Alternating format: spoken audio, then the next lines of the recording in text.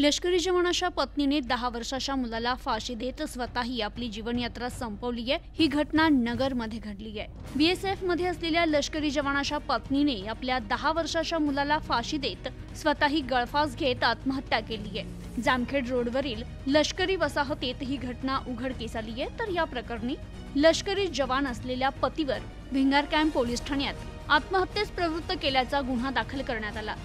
राणी तिकोने, स्वराज तिकोने अशी या घटनेत मयत झालेल्यांची नावे आहे। तिकोने कुटुंबीय मूळचे पारनेर तालुक्यातील वेसदरे येथील रहिवासी असून ते सध्या भिंगारच्या लष्करी हद्दीत जामखेड रोडवर दमणिया बंगल्याच्या समोर राहत होते। तर बाळकृष्ण तिकोने हे सध्या बीएसएफ मध्ये कार्यरत आहे। ते शुक्रवारी दुपारी सुट्टीवर घरी आले, मात्र बराच वेळ घराचा दरवाजा उघडला गेला नाही। त्यामुळे त्यांनी त्यांच्या पत्नीचे आईवडील आणि नातेवाईक यांना फोन करून बोलावून घेतलं।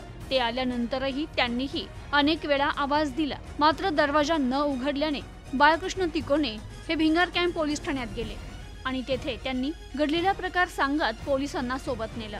पोलिसांनी दरवाजा तोडून आत प्रवेश केला। त्यावेळी त्यांना राणी तिकोने आणि स्वराज या दोघांचे मृतदेह घरात लटकलेल्या अवस्थेत आढळून आले।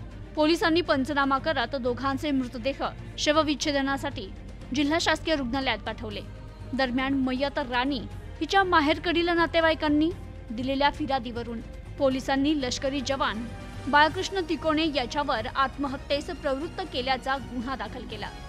बाळकृष्ण तिकोने हा मयत राणी हिचा कायमच छळ करत होता असा आरोप राणी हिच्या माहेरच्या नातेवाईकांनी केला। त्याला कंटाळून राणीने हे आत्महत्येचं पाऊल उचललंय असं फिर्यादीत म्हटलंय। Bureau report, news today 24, Ahmednagar.